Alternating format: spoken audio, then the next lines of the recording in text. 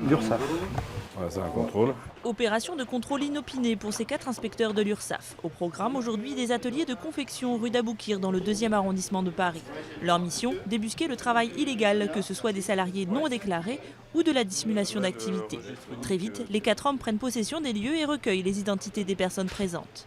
Dès qu'on rentre, c'est de figer la situation pour savoir combien de personnes sont en action de travail et puis relever les identités et toutes les informations concernant l'entreprise pour ensuite les comparer avec les déclarations qu'on a reçues. Et s'il y a des écarts, à ce moment-là, ça caractérise le travail dissimulé. Ici, pas de problème, les 8 personnes présentes sont enregistrées à l'URSSAF. Là où ça coince, c'est que l'activité semble avoir débuté avant la date légale de création de l'entreprise le 1er juillet dernier, bon de commande à l'appui. Ça c'est du 28 mai, 49 pièces, 42 pièces.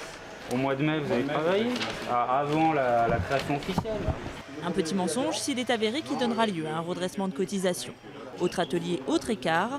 Ici, les inspecteurs flairent la dissimulation d'heures. Au milieu de montagnes de tissus, 9 ouvrières d'origine chinoise s'affairent sans lever la tête. Pourtant, le gérant n'a déclaré que 13 000 € de salaire brut au trimestre précédent, soit l'équivalent de 3 temps pleins. À l'étude, je dirais, des facturiers et du registre du personnel, on s'aperçoit par rapport aux déclarations faites à l'URSSAF que les salaires déclarés ne représentent pas, je dirais, la masse salariale nécessaire à l'activité qui a été dégagée. Le gérant, qui fait mine de ne pas comprendre, sera quitte pour une convocation à l'URSSAF et un redressement de cotisation si la dissimulation est avérée. Grâce à ce genre de contrôle, l'année dernière, l'URSSAF a opéré 260 millions € de redressement de cotisations salariales pour travail dissimulé, une hausse de 18% par rapport à 2011. Fin de journée, un autre cas se présente aux inspecteurs. C'est suite à une lettre anonyme qu'ils se dirigent vers ce petit commerce alimentaire d'un quartier chic parisien.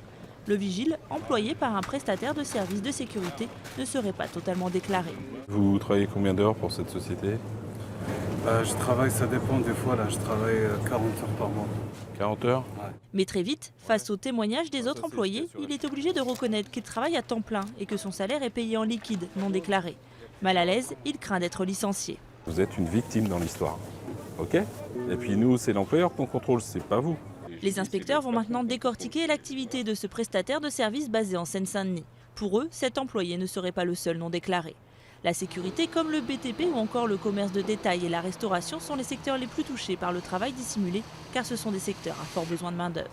Mais les inspecteurs tiennent à rappeler que la grande majorité des entreprises sont en règle. En moyenne, le taux de fraude était de 5% en 2012.